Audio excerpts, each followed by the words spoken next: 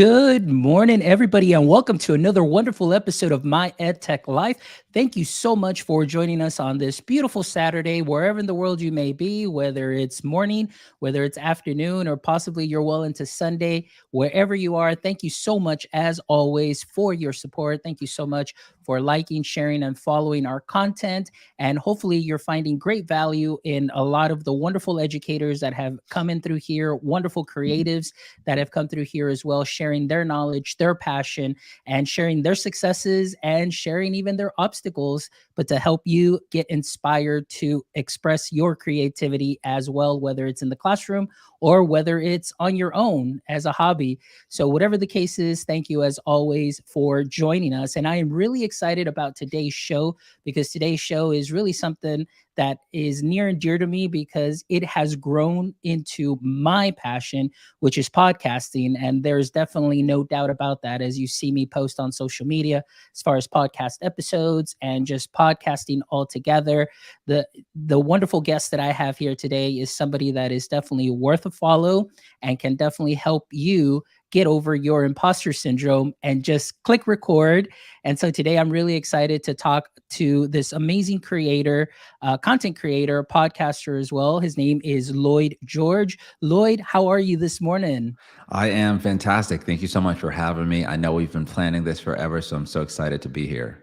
Excellent. Well, I'm excited that you are here. As we talked a little bit about, pre-chat, I am a longtime follower, on TikTok. You put out some great videos that are short and sweet, very informative for anybody that is out there that is possibly considering starting a podcast, or maybe they don't know where to start. You definitely break it down, and you definitely also inspire. And I love the fact that you even do accountability with a lot of your followers as well. So we'll talk a little bit about that. But for our audience members, Lloyd, that are joining us this morning, some of them are educators, some of them are also creatives. But if you can give us a brief introduction about yourself and your context within the creative podcasting space. Yeah, absolutely. So, I first found my passion for podcasting in roughly about 2016. That's the first time I listened to a podcast ever. And I fell in love. I realized that there's no other medium like podcasting. I decided to start my own podcast for the first time around 2018, 2019. And so that's the first time I produced my own podcast. And then around December of 2021, I decided I was going to start helping other people start their podcasts. I was going to create content online, sharing bite-sized tips for other people to start their podcasts. And so since then, I've sort of become like the podcast guy, the podcast hype man, the podcast accountability guy, just because I've been so outwardly passionate about encouraging people to start a podcast. Excellent. And I see that. And I love, like, that's one of the things that when I ran into your content on TikTok, just really the passion that you have for it. No gatekeeping at all whatsoever. You're just really just sharing knowledge and people are responding well. And the fact that you interact with your audience, which is all part of podcasting. And we'll talk a little bit about that because really today's conversation, I really want to center it about reasons why you should start a podcast. And so I just want to make sure, because I do have some friends that are possibly interested in, starting a podcast, but sometimes they're like, well, I don't know where to start. There's already a lot of people there in that particular niche and so on. And so I encourage them, in the same way that I started in this education space. There's so many great edu podcasters that are out there. But for myself, it's like there's always an audience because we may present things in a different way, different perspectives. So let's go ahead and start with that in a little bit. So, for example, somebody that has just, again, same comments, it's a friend of mine. They don't know where to start because they're scared that that particular niche is already maybe just so many other creators are out there doing this. What would be your number one recommendation as far as kind of getting over that? Yeah, that's such a great question. It's a two-sided coin. The first side of the coin is the psychological aspects, right, of that question, right? If I still to this day hear people say, I'm going to start a YouTube channel. I still hear people say, I'm going to write a book. I hear people say, I'm going to become a musician. And those are all areas where there's millions of YouTubers, right? And no one ever says, like, I think there's too many YouTube channels. Like, we just started, right? We understand that the number of YouTube channels that exist don't limit what we can do, what we can put out. This is a creative art form, meaning that whatever we put out will be different than what's already out there. And so I think that's the psychological aspect, this idea that there may be too many, even though podcasting is the only thing we do that or say that about, right? And so I think it's just it's something, a mental roadblock in our mind that we can overcome. The flip side of the coin is factually, it's just not true. Like the actual data proves that that's not true. Even though there may be 4 million podcasts in the App Store, depending on which, if you're talking about Apple or Spotify, the data suggests that the longer you podcast, the less competitive podcasts that they are. So, for instance, the number of podcasts that get to 21 episodes, it's such a small percentage of podcasts. I don't remember the exact number, but it's almost like most podcasts will not make it to their 21st episode. And so there's that, right? The longer you continue to podcast, the lonelier it will get at the top, for lack of better words, right? And then we think about, well, how many podcasts are there that are past 21 episodes and that are in my niche and that are in my country and that have my personality and that have my equipment? And you probably realize that there's not that many competitors, that podcasting is still very early in its infancy. 5 years from now, there'll probably be triple the number of podcasts that there are. And so if you're starting a podcast now, technically this is still considered very early. And if you're a minority, podcasting is not even mainstream. So if you're, an African American, for example, podcasting is not even mainstream in like the African American community yet, but it will be in the next probably 3 to 5 years. So I think there's still a lot of opportunity right now, and it's still so early. Yeah, and that's something I love what you said there, at least as bringing the data. And oftentimes I've heard you said 21 episodes. When I first started 2 years ago on April 10th, 2020, they said, some shows don't even make it past their seventh episode. Yep. So when I broke the seventh, I was like, all right, I'm on track. And then all of a sudden, here comes 20. And then all of a sudden, it's like, wow, 100. And today is 150.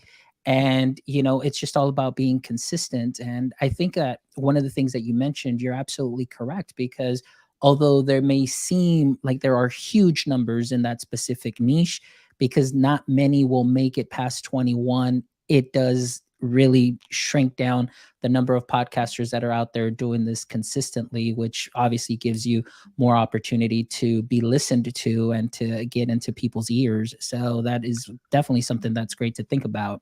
Absolutely. And I find that, being consistent is probably the number one way to grow your audience. And I want to ask you about that. I mean, what do you feel like has, made it easy for you, not made it easy, but made you able to get to 150? What has led you to be consistent? Well, it's like you said, it's just being consistent.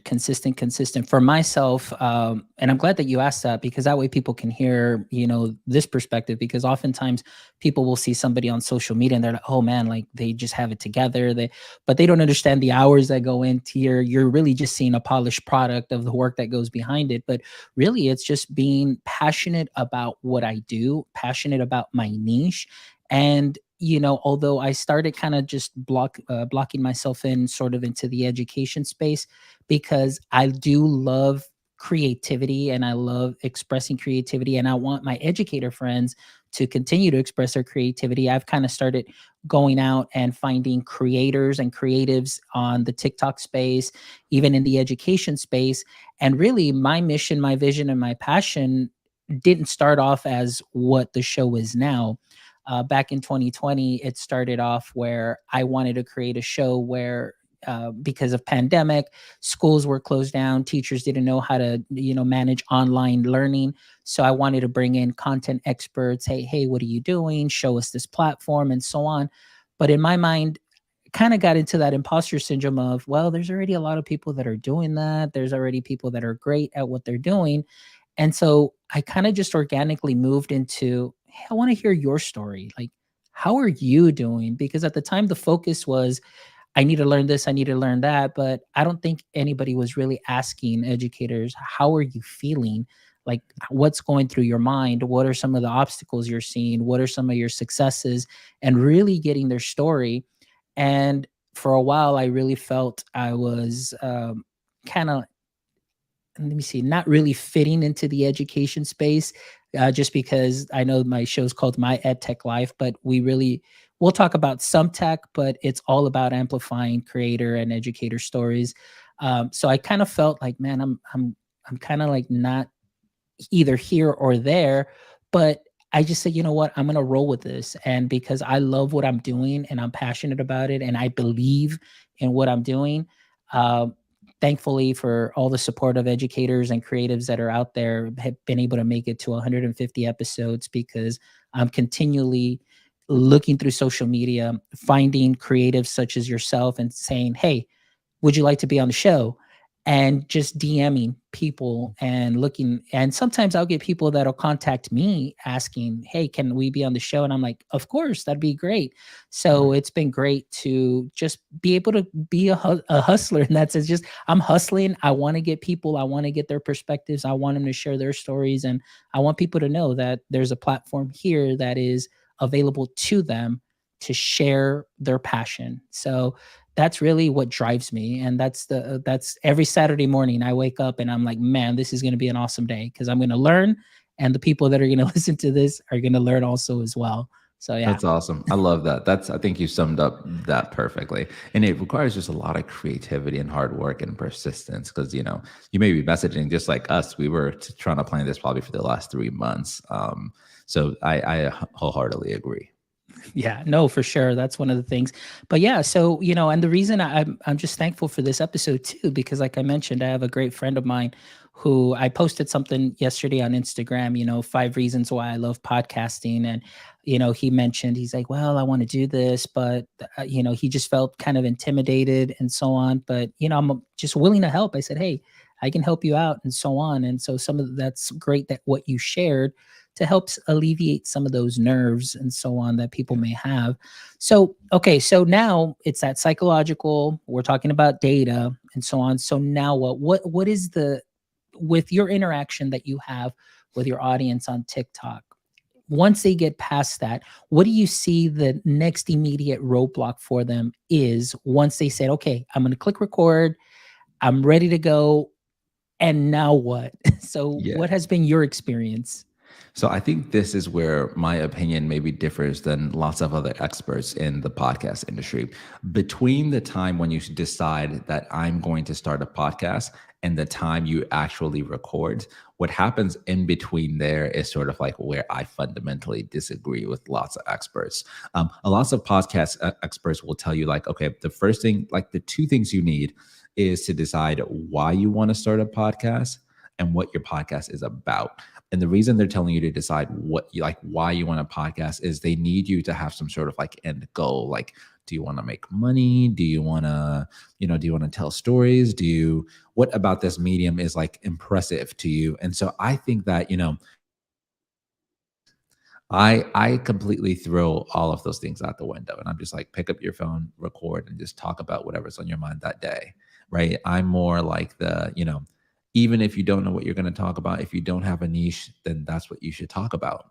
And I tell people all the time on my page, like if someone comments and says, I decided I want to start a podcast, but I don't know what I want to talk about, I'll tell them your first episode should just be introducing yourself. Your second episode should be talking about the fact that you don't know what you want this podcast to be about. Right. So it's just like, to me, it's just like, turn it on, hit record. Like, don't overthink this. And the more you do that, the more you podcast, the more you'll start to understand like what you enjoy talking about, what you want to talk about, the things that bring you joy and fulfillment, the things that people enjoy listening to. You don't have any of that data before you start. And so my thing is just like start and you'll get better at it each in your case, every Saturday, you'll get a little better. Yeah, and that's something that's some great advice. I have a friend of mine, Chris Nessie, who is also an outstanding podcaster.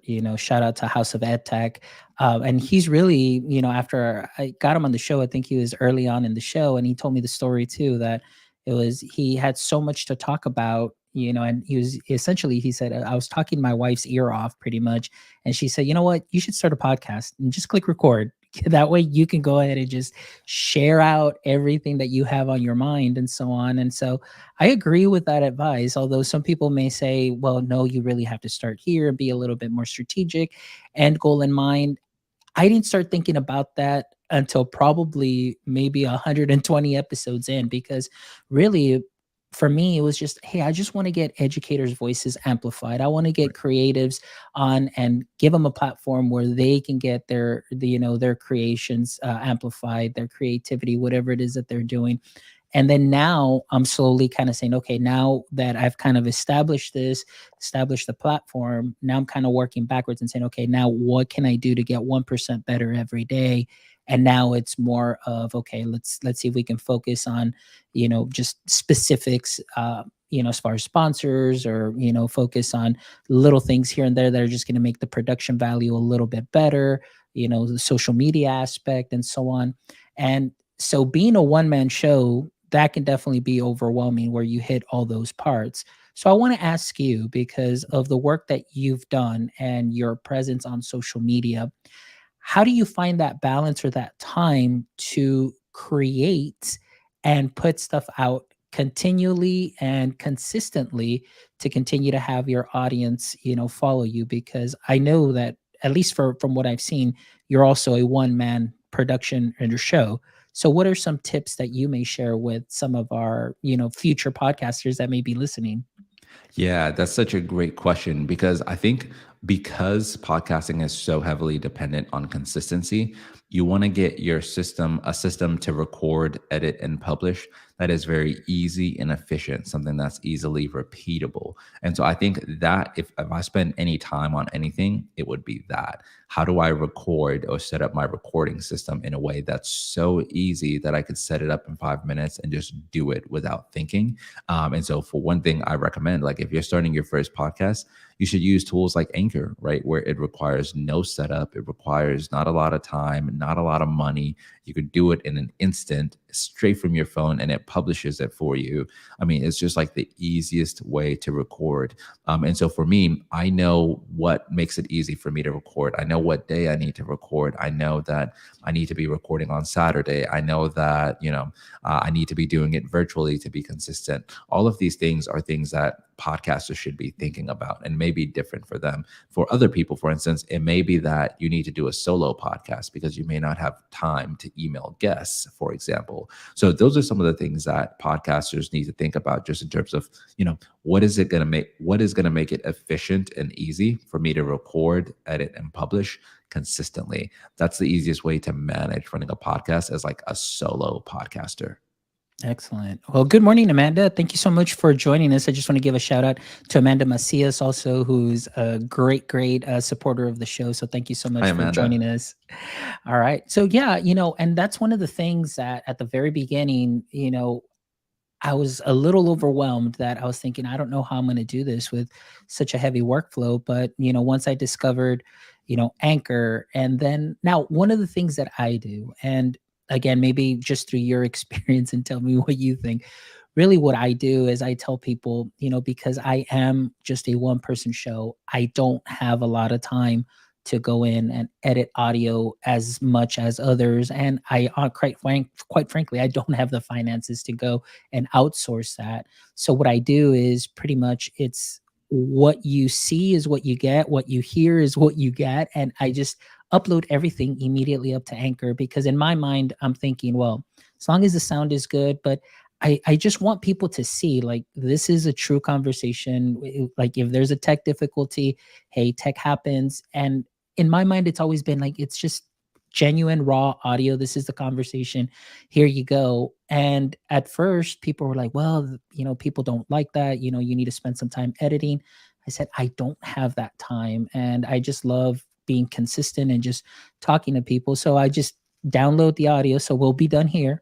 I'll download it. I'll clean it up now a little bit more, because now I have some tools that'll help with my workflow. So I'll kind of clean it up just a little bit, but immediately within the hour, it's already up, and I just share it, because to me, it's like, I want to get it into people's ears and hands as soon as possible so they can glean from it all these knowledge nuggets that our guests are sharing. So those are some of the things that I have done to help my workflow. And of course, creating the art, doing that weeks in advance, the Calendly links and so on. Those have been very helpful. So again, trying to get 1% better every day, it has really helped get that workflow nice and tight, where a one-man show is not too bad anymore as it once was. Yeah, that's such a great point. And I think one other point that I want to highlight is there's really big successful podcasts that will literally they'll publish their regular episode and then they'll charge a premium episode on Patreon, and it's the behind the scenes. It's like the raw episode. So you get to sort of hear all of the errors, all of the mistakes, all of the things, and people literally pay for that. And I think this idea that people like things that are like authentic, they like things that are not like overly edited. They like things that they like getting to see sort of like the behind the scenes and the how you do this. And so I love that approach that you just shared. Yeah, and like I said, that's interesting that I never knew that there was a market for that. And these are some of the things that I'm glad that you're sharing, because I want people to know too as well that, for example, I know that this is my passion, but up until now, for since April 10th, 2020, this has been all out of pocket. And just any little merch that people buy on the store will go back into the subscriptions and goes back straight into the show. I mean, it's not like I'm driving around in nice cars or anything. It's really because I just want to reach more people. But I had no idea that there are people that would pay for the raw, unedited version of these things. So let's talk about maybe that, like a little bit of the monetization, because obviously, as much as this could be a passion, we know that subscription fees, platform fees, and all of those fees do accumulate quite fast, anywhere from monthly to annual fees. What would be some of your, I guess, beginner tips for people to possibly start monetizing their podcasts once they've been established? Yeah, great question. So I view podcast monetization in three steps, right? And they all sort of work together. The first step is you need to start making some money so that you can pay for all of your podcast expenses, right? For example, you just mentioned there's podcast hosting, your website hosting, whatever software you have. Let's just assume that all of your podcast bills are, let's just say $100 a month, for example. So you need to make money first to pay for that $100 a month so that you're not coming out of pocket anymore. The second step is, okay, I now make enough money to pay all of my podcast bills. I now need to make money to reinvest in my podcast, to grow my podcast. This is now money for marketing your podcast. And then the third is just sort of like, I now need to make money from my podcast to pay myself. Maybe at first just as a side hustle, but eventually full time, right? And so these three steps sort of build on each other. So if I was like starting a podcast right now, what I would literally do is I'd try and start with the first step. So I'd go to, you basically need $100 a month. I'd go to a small business that is in my niche and say, hey, I will let you be the only sponsor on my podcast for $25 a week. That's basically $25 per episode. That is such a small amount of money to that business, but what they potentially get being like the only sponsor in your podcast could be pretty helpful, right? Because even if they get one client from that, they'll recoup their money easily, right? And so, and when I first started my podcast in 2018, I started that podcast in 2018 and I stopped it in 2020 and then started a new podcast in 2021. But when I started that first podcast in 2018, I literally made almost $5,000 doing that. I had no listeners or anything just yet. I reached out to a brand and I was like, hey, what would you pay me to be the sponsor of this entire season? You would be the only sponsor, and I'd put you in every single episode. And that's how I ended up making the 5,000. And I literally didn't know that's what they were going to say. I just said like, "What's your budget?" And that's what they told me. So I think a lot of people will be shocked if they reach out to businesses and ask them, would you be interested in being a sponsor? And so the moment you do that, you reach out to a business, you say, will you sponsor for $25? Boom. You're now making $100 per month. You're paying your bills. You can grow your audience without coming out of like your own pocket. And as your audience grows, you'll be able to charge more each time, right? Wow, that's you just make it sound so simple, but those steps, I think too is I've been scared to reach out, obviously, because people may say, nah, or they may not find value, or they may not see the value there. So Before we get into that next question that I want to ask is how do you share the value with the company or the sponsor of what you have? I wanted to ask you. So, for example, that company says, "Yeah, all right, Lloyd, we'll definitely sponsor you. We'll put and you put them into their episode." In what ways did you, share the sponsor aside from maybe being on your webpage, showing like show sponsor? What are some ways that you, I guess, advertised for that company within the podcast? So this is similar to the question earlier, where it's like a double-sided answer, right? What I've realized is the first 50% of people, not the first, but just like 50% of the people, they do not they don't care.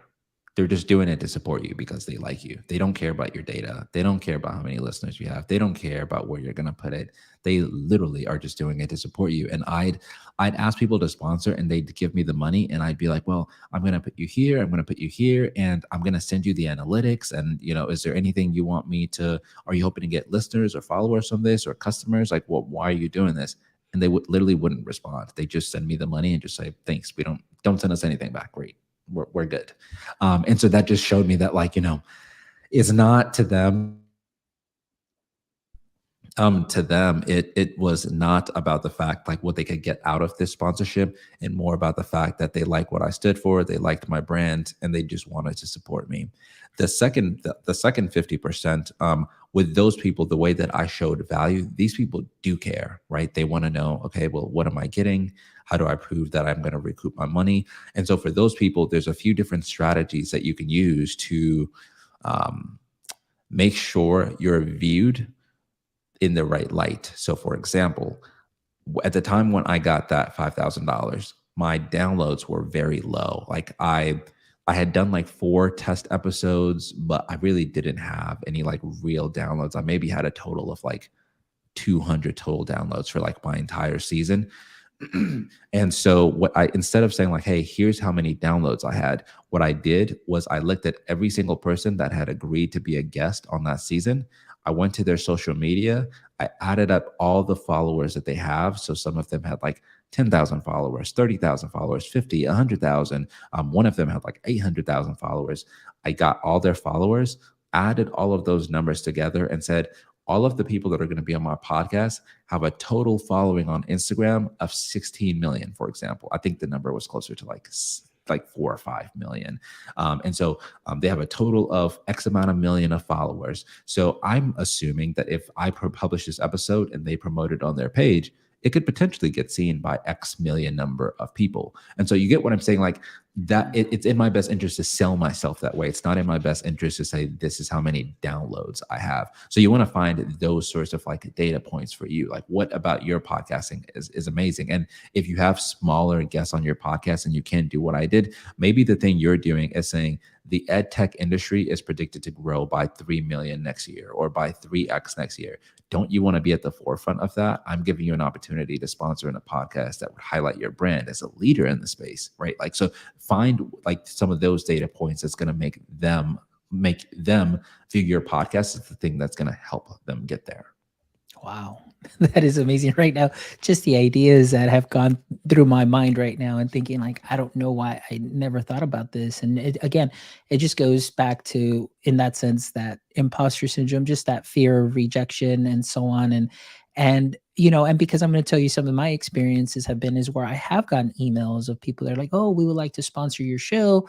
And I'm like, "Great, that's wonderful." And, we get into a conversation, but then, and I want to ask your experience with this, but then it's like, "Well, we can't pay you, but we can share our product with you for free." And I'm just like, well, the product doesn't pay the subscription or the bills and things Right. of that sort. So what has been your experience through that in the very beginning, and how do you maybe politely just maybe reject those, or have you had the opportunity to flip that and in a way saying, okay, well, we will definitely give you, some funding for it, not just product?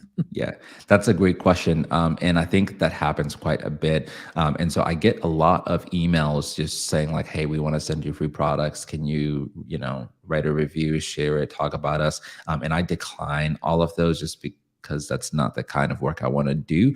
And then I find that the people I do want to work with, if I was in your position, I think what I would do is I would just make it a practice in the same way that you've been incredibly consistent with your podcast. I think the same applies to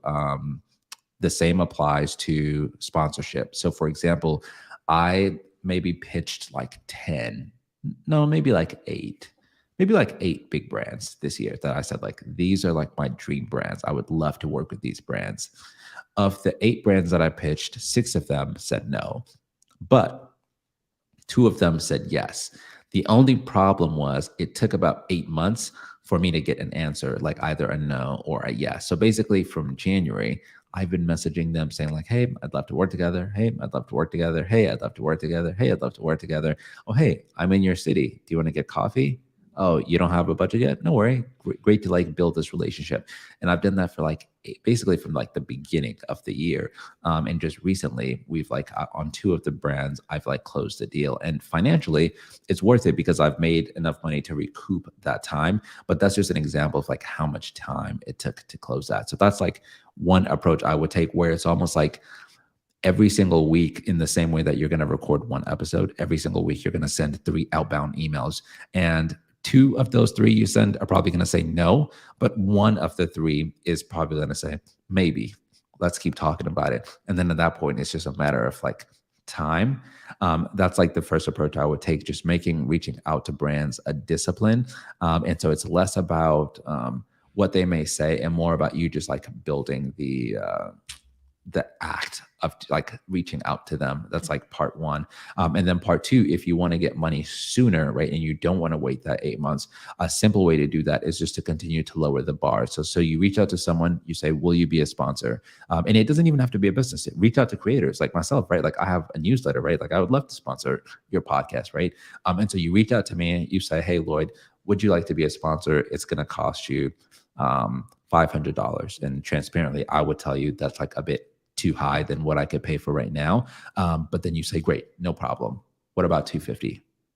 I may say, let me think about it, get back to you. And if I can do that, great. If not, then you just know, okay, great. Would you do 175? And I would just do that with different businesses. And I think if people are saying no to the price, generally speaking, I think you could lower it enough to where the barrier for them to do it is low. So like, I think people paying $100 a month for sponsorship is a no-brainer because that's only $25 an episode. And if you buy coffee, that's more than your coffee budget, right? So I think maybe like $250 a month, $300 a month sounds good. And I recently started a newsletter and I don't have that many subscribers yet. And that's about what I've been charging, $75 a week. And if you do it for a whole month, then you could pay $50 a week. Excellent. Well, that's good to know. Yeah, and I signed up to, on LinkedIn also. I signed up to, I saw that. Thank you. your newsletter and everything. Because again, I'm one of those that I love to learn from those that have gone ahead of me and those that have already put in that work, but that I can learn from as well. And again, and that's the whole purpose of the show too. The mission, the vision, and the passion is to bring creatives and educators to connect one show at a time. And of course, taking those knowledge nuggets that you're sharing today and sprinkling them on to what they are already doing great to really get 1% better. So everything that you're sharing today, I'm definitely taking it, and I'm going to definitely get better at doing those things. And again, Amanda was stating here, it's like, hey, you need to be brave, Fawn. So I was like, yeah, you're absolutely right. I do need to be a little bit braver. And Amanda here, she says, I think there's great growth opportunities in reflecting on what you've done as well, so you can formulate a plan of action. Excellent. Yeah, Amanda's been posting great gems all episode. Yes, definitely. She's definitely dropped some gems too as a previous guest as well. So she's Nice. she's wonderful. All right, excellent. So now let's talk a little bit about, okay, so we talked about possibly getting some sponsorships and so on. So now as far as the social media aspect, okay, so what are some of your, I guess, beginner tips? I know we've talked about being consistent, but are there any specific platforms that you may put over others? So tell us a little bit about how Lloyd kind of think through your process for social media repurposing. Yeah, that's such a great question. I think the only disclaimer I'll give is I'm very, very flexible. I move very fast. I make decisions very fast, and I change very, very, very fast. I could say today that, hey, TikTok is my favorite platform, and next month I'll change my entire strategy. And YouTube Shorts is my favorite platform. I like trying different things. I like exploring, and I like, throwing stuff on the wall and seeing what sticks. And so I think that in terms of podcasting, social media is important. And I just want to state why, and then it'll be a little easier for me to help people with what platform. Podcasting itself doesn't have great discoverability just yet. And discoverability just means when you put something into the world, wherever you put it, that platform is going to expose new people that don't know about you to that thing. So podcasting doesn't have that yet. If you create a podcast and you're just putting it on your podcast platforms like Apple or Spotify, not that many new people are going to find you. Some new people will still find you, but not that many. And so social media platforms like YouTube Shorts or TikTok or Instagram Reels, these platforms expose you to a lot more people. So, for instance, if you just post like 3 videos a week on your social platforms, those platforms are going to push it out to people that don't know about you and make it easier for them to find you. And that's like the real goal as a podcaster, that you want to have a social media channel. And so with that in mind, there's a few questions you want to ask yourself, like, which platform is going to give me the best discoverability? Which platform is going to give me the best ability to build a community? Which platform is going to give me the best ability to monetize and own my audience? And so TikTok is great for being exposed to as many people as possible, but it's really hard to build a real community or to take your audience off of the platform or to get them to buy something. Instagram Reels is great for building community, but you're not going to get as much discoverability. And so when people follow you on Instagram and they see you post stuff, they're more likely to engage and comment. They like following you. It feels like a community, but you're just not going to grow as fast as you would on TikTok. YouTube Shorts is great for discoverability. Certainly not as much discoverability as TikTok, and certainly not as much community as Instagram, but they're the most likely to help you monetize your content quickly. And so for when I started in December, everything I posted on TikTok, I also put on YouTube Shorts just to see like how it would work. And just in me posting like the same content, I grew from maybe 0 to 200 and something subscribers and like maybe, I think maybe like 5 to 6 months ish. And so I felt like that was pretty good. To be able to monetize on YouTube, you need at least 1,000 followers and at least 4,000 watch hours. And so there's certainly a large ability to make money on YouTube. Excellent. Those are some great tips. And, and myself too, I very much like you described yourself, I will try just about anything and put myself out anywhere that people might be able to see. And of course, you see that some platforms do perform a little bit better than others. And also depending on the niche as well. I find that on YouTube Shorts, my unboxing videos do way better than any of the podcast clips. But then on TikTok, the podcast clips do a lot better than any of the unboxing videos and so on, Yeah. just because, of course, the algorithms and so on push things out to certain, niches and so on. So that kind of helps out a lot. But very much like you, I'm not fearful of experimenting. It's just really you just kind of have to find that right formula, and it just all depends on where it's going to hit, and then you just Yeah. continue moving through there. But again, I think for myself, it's just exploring that and being part of the creative process really just keeps me on my toes, and it just really gets me excited Yeah. about what I'm doing, because oftentimes people ask me on the show, there's a question that I ask at the end of the show, and a lot of people ask me, it's like, how do you do what you do? I mean, you have a full-time job and you're going to school, doing your doctorate, and then you're doing this.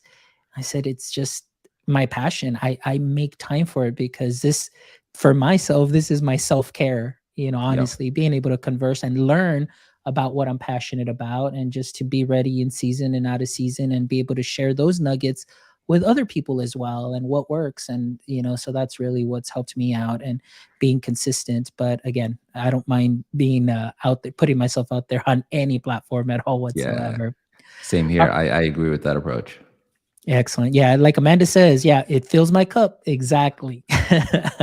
All right. So just one last question before, we kind of start wrapping up, because I do want to honor our time. But it's just been a great conversation. And I know that myself being just like so excited about everything I've heard.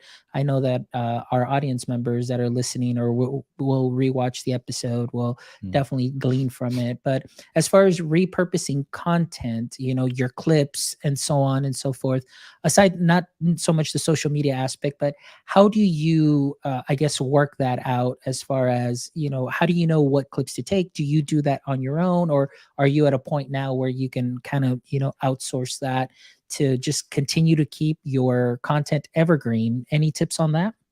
Yeah, that's a great question. So I certainly have a team of people that help me break down that content, which makes it a little easier. But I am still responsible for telling them like, hey, minute 23, second 14 to 30 seconds after, can you cut that and make that a clip? And so I have a team that'll break down those clips. What I have been trying to get better at, though, is just figuring out the best way to display that content on social media so that it's engaging as possible. And just some of the tips that I found is I find that the tips that do the best, that potentially go viral, are tips with no context, where it almost feels like you just drop someone in the middle of a conversation and they're trying to like find their way and figure out like what you're talking about. And so I find that clips with no context that are interesting, that are less than about 20 seconds, perform really well. Excellent. Well, that's good to know. And it's funny because, like you said, every podcaster does things differently. Or Right. we have a mutual friend who, when I talk to him, he's like, "Oh, you need to make sure you give context, and you need to make Yep. sure you do this." But I think that it's great that you get so many different ideas from so many people, and not necessarily one is going to work more than the other. It just all depends, how it hits and how people, take that. So that's kind of what I love about this process too, that really excites me, is just that creative component of, you created something that you feel is going to hit, and sometimes people are like, nah, like that really didn't hit. And then sometimes you put in, just something that 20 seconds that you think, nobody's going to care, and then all of a sudden it's just boom, Right. it hits. So that just keeps it exciting for me Yeah, too it as does. well. And those are some of the things that I love. All right. So I do want to ask, before we kind of wrap up, because I know you've had tremendous success.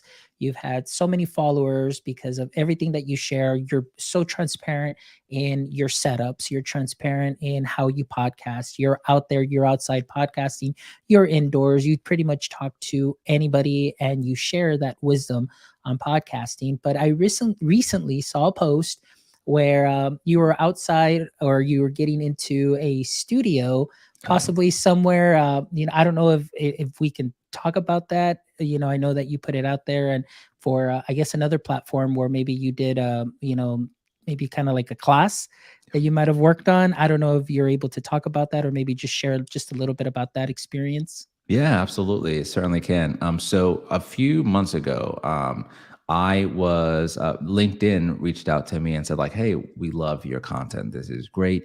Would you be interested in leading a podcast course on our behalf?"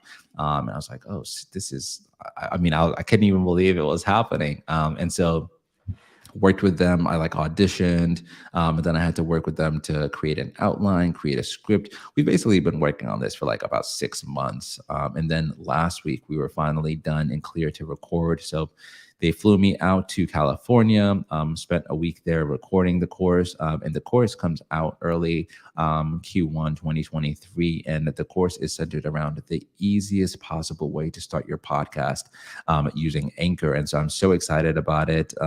They obviously really care about educating people. And so the moment it comes out, I'm excited to share it with people. They're doing great work, and I was really excited for like that opportunity. That is amazing. That is something that I love. And when I saw that, I was like, it just really goes to show just the work that you've put in, everything that you've done, and sharing and just putting yourself out there. And again, the more you put yourself out there, people see you as that thought leader. They see you, you mentioned the podcast guy and so on. But, it's just wonderful to see that and see that success. And I was very excited when I saw that post. I was like, oh my goodness, this is amazing, and again, like I said, because I follow you on social media, and then I saw, when you're the little clip where you're walking into the studio. Yep. I'm like, oh, this is wonderful, this is amazing, and I just want to congratulate you for that, because I know that this is going to be something that's going to be wonderful for, like I mentioned, my friends that may be interested in podcasting that just don't know where to start. This is going to be a great resource for so many people that would love to get into this space and to help them be, consistent, overcome, those obstacles that they may have, whether it's mental roadblocks or just podcasting roadblocks. I think I can think of another guy that would do such a great job at explaining this as you. So congratulations again on that, my friend. That is some wonderful, wonderful news. I really, really appreciate that. It means a lot coming from you. And I just think, I definitely don't want to underscore just creating content in general, the types of opportunities you find and the places it'll take you. Just, no one can imagine, where these creating content will take you. Excellent. Well, thank you so much, Lloyd. I really appreciate the time that you took today to join my show and just to share all those knowledge nuggets that so many people are definitely going to glean from. And I'm just really excited about that. But before we wrap up, I always love to end the show on these last three questions. And of course, now I'm going to adapt the question to the podcasting space, which Okay. is this first question. And so normally I always like to ask, in the current state of podcasting, what would you say is your current podcast kryptonite? Mm. What is Um, your current podcast kryptonite? and I need to understand what a kryptonite is. Oh, I don't know. kryptonite. Okay, so Superman is a superhero, and kryptonite is what makes him weak. Mm. So, in this moment, what would you say is your podcast kryptonite? Yeah, I'd say that there's been these sort of like nano podcasts that are so easy to consume. It's almost like addicting because instead of just listening to like one per week, you probably listen to like 4 or 5 a day. And so I just find that so much of my time goes to like listening to that content. So I'd say that's been like my podcast kryptonite. Ah, there you go. Excellent. Can you just elaborate a little bit about those nano podcasts? Yeah, like I think historically an average podcast has been between like an hour to maybe a little more, maybe 45 minutes. But people have been doing these smaller episodes, maybe like 8 to 10 minutes, and they might do them daily. My friend Henry is a great example of that. He'd actually be a great person for you to interview, but he gets like 40 to 50,000 downloads per month just doing that. It's just like a daily podcast, 8 to 10 minutes every single day. And it's just so much easier to consume. Excellent. I like that. I'm definitely going to have to look into that, and definitely going to have to connect with Henry. That way he might be able to be a guest and share also on podcasting. All right. So question number 2, Lloyd, if you could have a billboard with anything on it, what would it be and why? If I could have a billboard with anything on it, the billboard would say "Drink more water." And I've just been obsessed with trying to figure out tips and tricks to help people drink more water. If I could do anything and I didn't have to make money, that's what I would be talking about: how to get people to drink more water. Excellent. Now, what would be the reason behind that? I just think that I personally hate drinking water, and I now know that there's just lots of tangible tips that you can do that will help you increase your water intake. For example, whenever you drink out of your bottle, don't drink less than 10 sips. Every time you drink, make sure it's at least 10 sips. Or whenever you buy a bottle, make sure it fits in your car cup holder so that you can take it anywhere. So there's just, I mean, I can go on and on and on and on and on with these. Excellent. All right. Well, that's good to know. Thank you for sharing that. And the last question, let's say that this was your show this morning and I was a guest on your show. What would be one question you'd like to ask me? Yeah. I would ask you how you balance everything that you're doing. Like practically, like how do you balance everything? It's just the most practical thing is just finding those shortcuts. I think and since April 20th, 20, the workflow for podcasting and of course life in general and work and school, you know, I have to kind of take shortcuts and just find Mm, ways to really automate a lot of the process. So for the podcasting, for the most part, like I said, oftentimes I have to be the one that was DMing and reaching out, and I still do. But now, luckily, because a lot more people are familiar with the show, I yep. do get a lot of messages that come in. So I do that helps in cutting down the process. So for myself, it's like apps like Calendly have helped out so much, just being able to stay organized. Google, my Google Calendar, of course, just my workflow for my podcast post production. Everything's done on Anchor, Descript. That those things make things so much easier. And of course, I still have to do more of the content creation on my, as far as cutting clips and so on. But hopefully in the future, like I said, once we start reaching out to some people, maybe I'll be able to outsource that and get those clips. But really, what it all comes down to is like what Amanda says. It's just really also just my passion for what I do. Yeah.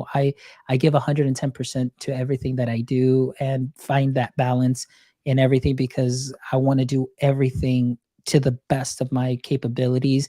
And sometimes, yeah, it feels like a lot of work, and sometimes you feel like, "Ah, do I really need to do this?" Like, but the more consistent I am, and then I'm here on a Saturday, this conversations like this, being able to put this kind of content out, really just, this is what my why, this is Yeah. my passion, and it fuels that to continue being consistent and putting out content. And the fact that my schooling is almost done, and then Yeah. I have semesters where they're a little bit easier than others, and then I have those long breaks in between semesters.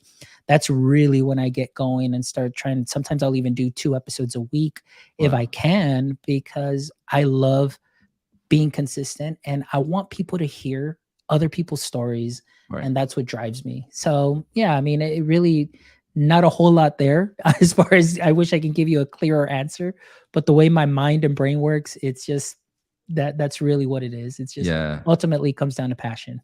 I love that. No, that I certainly see that passion beaming from you. Excellent. Well, Lloyd, thank you so much again, as always, for being a guest on My EdTech Life. And I'm just thankful for everything that you shared. And being a guest on My EdTech Life, you are now a member of my PLF, my personal learning family. And you always have an open invitation anytime you ever want to come back, where you want to share a project, or you want to share an idea, or you want to share something that you're working on. You always have an available seat, an available platform for you to share the amazing work that you're doing. But before we go, if you don't mind, Lloyd, please make sure you let our followers know where they can go ahead and contact you, where they can connect with you. So please feel free to share. Absolutely. I appreciate you having me. For anyone that listened to this episode that would love to connect, you can find me on my website, which is bigcreator.energy. That's bigcreator.energy. You can also find me on all social platforms at Lloyd, not George. And that's at Lloyd, not George. Excellent. So yeah, I popped in the website here in the chat. So that'll be also in the show notes, guys. And I just want to share this message from Sherry. Thank you so much, Sherry, who's also a longtime listener on LinkedIn. She says, I look forward to your Saturday. It's the beginning of a great and productive weekend. So thank you so much, Sherry. And again, I really appreciate all the supporters. Thank you so much, Amanda. Thank you so much, Lloyd, as also. And for all of you that are going to be catching this episode on replay, as always, from the bottom of my heart, thank you so much for making My EdTech Life what it is today. Please make sure that you visit our website at myedtech.life, where you can check out this amazing episode and all the other 149 amazing episodes too, as well, where you can go ahead and learn so much from educators and creatives that you can apply to either your professional or personal life.